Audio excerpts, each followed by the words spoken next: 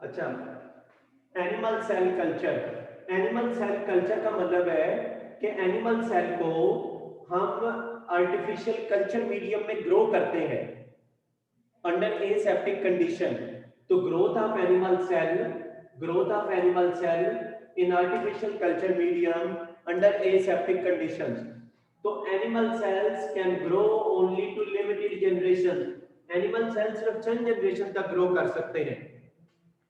ये बेटा अगर न्यूट्रिएंट रिच मीडियम हो, ऐसा मीडियम हो जिसमें बहुत सारे न्यूट्रिएंट हो, उनमें एनिमल सेल्स को ग्रो किया जाए तो एनिमल सेल्स डिवाइड होते हैं, लेकिन स्पेसिफिक जनरेशंस तक डिवाइड होते हैं, उसके बाद इनकी डिवीजन स्टॉप हो जाती है। लेकिन कुछ एनिमल सेल्स जैसे कैंसर सेल्स हैं, वो अनलिमिटेड जनरेशंस तक ग्रो कर सकते हैं। अब मैं यहाँ एक एग्जांपल आपको बताता हूँ, जैसे न्यूरॉन्स हैं। Neurons cannot divide and cannot grow in animal cell culture. Neuron जो है ये डिफरेंशिएटेड सेल्स हैं। ऐसे ही हमारे मसल सेल्स जो हैं ये भी ग्रो नहीं कर सकते, डिवाइड नहीं कर सकते। ऐसे आई के अंदर कोन और रॉड सेल्स हैं, वो भी डिवाइड नहीं कर सकते। तो इसका मतलब है specific animal cells such as neurons cannot divide and cannot grow in animal culture medium, while other cells such as skin cells, ये बेटा जो स्किन सेल्स हैं ये डिवाइड हो सकते हैं, ये ग्रो भी कर सकते हैं। इसके अलावा स्किन सेल्स के अलावा फाइब्रोब्लास्ट है।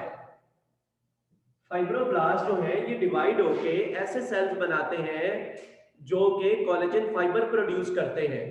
तो फाइब्रोब्लास्ट जो है वो डिवाइड होके कोलेजन फाइबर्स प्रोड्यूस करते हैं। ये डिवाइड हो सकते हैं, ये भी डिवाइड हो सकते हैं, न्यूरॉन डिवाइड नहीं हो सकते। कुछ सेल्स हैं जो सेवरल जनरेशंस तक डिवाइड हो सकते हैं, जैसे स्किन सेल्स है।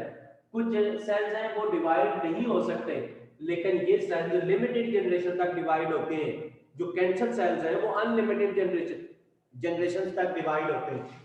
अब मैं एक और पॉइंट आपको बताता हूँ, एनिमल टिश्यू कल्चर टेक्निक की इंपॉर्टेंस क्या है। एनिमल टिश्यू कल्चर जो है वो डिफरेंट मकसद के लिए यूज किया जाता है। It is used in recombinant DNA technology. Recombinant DNA technology, ये हमने स्टार्ट में पढ़ा था। रिकॉम्बिनेंट डीएनए ऐसा डीएनए होता है जिसमें दो ऑर्गेनिज्म का डीएनए है।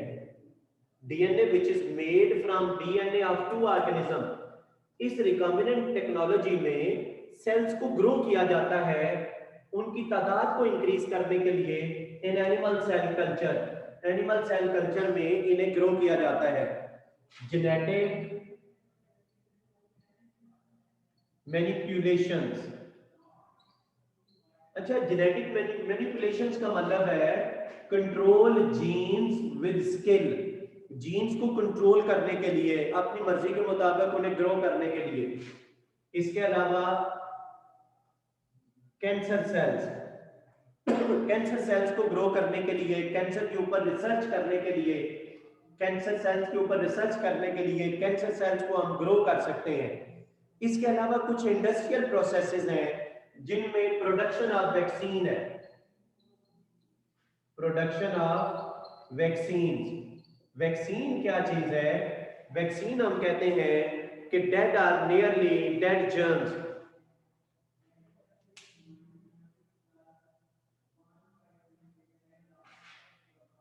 अच्छा बेटा देखें, ये जो क्वेश्चन गुलाम फातिमा आपने किया है, इसका ये है, आपने पूछा है कि कुछ सेल्स जो हैं वो स्पेसिफिक डिवीजन्स तक डिवाइड हो गए, आगे उनकी डिवीजन नहीं होती।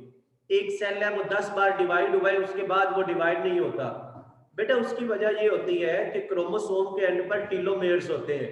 जब भी सेल डिवाइड होता है तो टीलोमेयर जो है वो शेड होते जाते हैं, और जब सारे टेलोमेयर शेड हो जाते हैं तो फर्दर सेल डिवाइड नहीं होते। तो इसकी ये वजह है कि सेल जो है वो बेटा सर्टेन डिवीजन्स तक डिवाइड होते हैं टीलोमर्स की वजह से। क्यों? क्रोमोसोम के एंड पर जो टेलोमर्स होते हैं जब वो शेड हो जाते हैं तो फर्दर डिवाइड नहीं होते।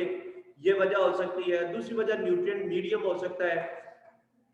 अच्छा बेटा, जेनेटिक मैनिपुलेशन का ये मतलब है, मैनिपुलेशन का मतलब है कंट्रोल विद स्किल। जीन को कंट्रोल करना, एक्चुअली रिकॉम्बिनेंट डीएनए को कंट्रोल करने को ही जेनेटिक मैनिपुलेशन कह रहा है।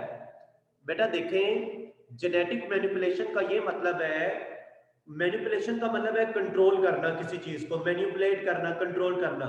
जेनेटिक का मतलब है जीन। जीन को कैसे कंट्रोल किया जाता है? हमने रिकॉम्बिनेंट डीएनए बनाया, बैक्टीरिया में एंटर किया, और बैक्टीरिया, हम चाहते हैं कि ये जीन ज्यादा बार डिवाइड हो, तो उसको हम टिश्यू कल्चर टेक्निक के जरिए डिवाइड कर सकते हैं। किसी एनिमल सेल में डाला तो उसको टिश्यू कल्चर टेक्निक के जरिए डिवाइड कर सकते हैं। तो जीन को कंट्रोल करना, वो रिकॉम्बिनेंट डीएनए के रेफरेंस से उसने दोबारा बात कर दी है। देखिए बेटा, प्रोडक्शन ऑफ वैक्सीन, वैक्सीन की तैयारी में यूज किया जाता है। इसके अलावा मोनोक्लोनल एंटीबॉडीज, मोनोक्लोनल एंटीबॉडीज। बेटा मोनोक्लोनल एंटीबॉडीज का मतलब है antibodies produced by group of genetical identical sales. Monoclonal antibodies का मतलब है, monoclonal antibodies produced by genetical identical sales. ये हमना खान जो आपने ये कहा है ना, जेनेटिक मैनिपुलेशन, हमना खान जेनेटिक मैनिपुलेशन का मतलब है कंट्रोल ऑफ जीन, जीन को कंट्रोल करना। मसलन कैसे, मैं उसकी एक एग्जांपल बताता हूं। जीन को हमने एक सेल में एंटर किया है, हम चाहते हैं उस जीन की तादाद ज्यादा हो जाए, तो उस सेल को हम ग्रो करेंगे। और किस में ग्रो करेंगे? एनिमल सेल कल्चर यूज करेंगे, तो सेल की तादाद ज्यादा होगी, वो जीन जो है उसकी तादाद भी ज्यादा हो जाएगी। अच्छा देखें, मोनोक्लोनल एंटीबॉडीज का मतलब है antibodies produced by genetically identical sales. Monoclonal antibodies produced by genetically identical sales. इसके अलावा फार्मास्यूटिकल ड्रग्स, फार्मास्यूटिकल ड्रग्स।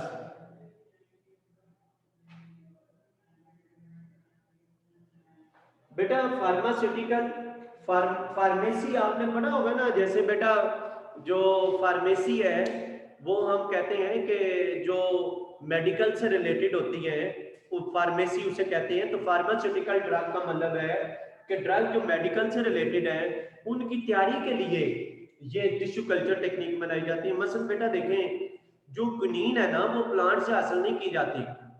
जो बेटा सिंकोना प्लांट है, उसके सेल को कल्चर मीडियम में डाला जाता है, वहां पर सेल ज्यादा होते हैं तो वो क्विनीन प्रोड्यूस करते हैं। इसका मतलब है कि बेटा प्लांट सेल और एनिमल सेल जो है, एनिमल सेल से भी बेटा कुछ न्यूट्रिएंट लेते हैं, तो वो ड्रग्स जो है वो एनिमल को ग्रो करके, मसलन देखें हम एक एनिमल है तो उसके सेल से ड्रग हासिल करनी है, तो उसको टिश्यू कल्चर के जरिए सेल को इंक्रीज करेंगे। तो ये बेटा एनिमल सेल कल्चर क्या है और इसकी इंपॉर्टेंस क्या है। अब मैं नेक्स्ट आपको बताता हूं कि ये जो है ये दो तरह के मेथड्स हैं। देखें बेटा, two major techniques of animal cell culture. Animal cell culture की टू मेजर टेक्निक्स है, और ये जो टू मेजर टेक्निक है, इसमें एक है anchorage dependent animal cell culture, और दूसरा है anchorage independent animal cell culture. Anchorage dependent animal cell culture और anchorage independent animal cell culture. Animal anchorage dependent क्या है? ये बेटा देखें, ये जो है ये हमारे पास एक डिश है, और इस डिश में ये न्यूट्रिएंट मीडियम है। ये जो है ये क्या है बेटा? ये न्यूट्रिएंट मीडियम है। इस न्यूट्रिएंट मीडियम के ऊपर हमने ये एक सेल रखा है। अब ये सेल जो है ये ग्रो करेगा, ये सेल डिवाइड होगा, और इस तरह नए सेल्स बन रहे हैं। All these cells are attached to the nutrient medium। ये जो न्यूट्रिएंट मीडियम है, इसको हम सबस्ट्रेटम भी कह रहे हैं। इस न्यूट्रिएंट मीडियम को हम क्या कह रहे हैं? सबस्ट्रेटम। सबस्ट्रेटम का मतलब ये है कि वो प्लेस जिसके ऊपर सेल्स ग्रो करते हैं। सबस्ट्रेटम का मतलब है कि place where the cells grow, nutrient medium where the cells grow. तो तो ये जितने भी सेल्स बने हैं एनिमल, इस सेल को ग्रो करके जितने भी सेल्स बनाए हैं, all are attach to the substratum, तमाम सबस्ट्रेटम के साथ अटैच है। ये सारे सेल जो हैं ये किसके साथ अटैच है? ये न्यूट्रिएंट मीडियम के साथ अटैच है। दे आर एंकर, एंकर का मतलब है, एंकर का मतलब है फिक्स हुए हैं। ये एक ऐसी टेक्निक है जो एंकरेज डिपेंडेंट, ये ऐसा टिश्यू कल्चर है एनिमल जिसमें animal cells are anchored, animal cells are attached to the nutrient medium. These animal cells grow in monolayer. Monolayer का मतलब है कि animal cells grow in single layer. Animal cells grow in single layer. Animal cell single layer में grow कर रहे हैं, grow in single layer. Animal cell एक layer में grow कर रहे हैं। इसके बाद देखें, grow animal cells grow for limited generation. ये एक स्पेसिफिक जनरेशन तक ग्रो करते हैं, ज्यादा लंबे जनरेशन तक ग्रो नहीं करते। इसका मतलब है अगर ये लिमिटेड जनरेशन तक ग्रो कर रहे हैं तो फिनाइट सेल लाइन बनाते हैं। फिनाइट सेल लाइन का मतलब है कि देखिए बेटा, फिनाइट का मतलब है कि वो स्पेसिफिक जनरेशन तक ग्रो करते हैं। फिनाइट सेल लाइन का मतलब है कि cells divide to specific generations, cell divides to specific number of cell divisions, और ये जो cells हैं these are attached to the substratum, substratum के साथ attach है। मैं एक बार ये repeat कर देता हूँ, anchorage dependent animal cell culture एक ऐसा cell culture होता है जिसमें all the cells are attached to the nutrient medium, all the cells are anchored in the nutrient medium, all the cells are adherent, adhere का मतलब है attach होते हैं, adherent to the substratum, substratum के साथ अटैच होते हैं। they form monolayer, monolayer का मतलब है animal cells grow in single layer, animal cell जो है वो single layer में grow करते हैं। and form finite cell line, finite cell line का मतलब है group of cells which divide to certain limit, group of cells will divide to specific generations, group of cells जो specific generations तक divide होते हैं। अब मैं सेकंड आपको बताता हूं, ये मैंने पहला पॉइंट आपको एक्सप्लेन कर दिया बेटा। सेकंड देखें, encourage dependent, encourage independent. Encourage independent में क्या है ये देखें, ये हमारे पास एक टेस्ट ट्यूब है और ये जो टेस्ट ट्यूब है इसके अंदर एक लिक्विड मीडियम है। इसके अंदर कौन सा मीडियम है? एक लिक्विड मीडियम है। इस लिक्विड मीडियम में ये हमने सेल जो है वो इंट्रोड्यूस किया, ये सेल डाल दिया, ये सेल डिवाइड हुआ और ये डिफरेंट सेल्स बन रहे हैं।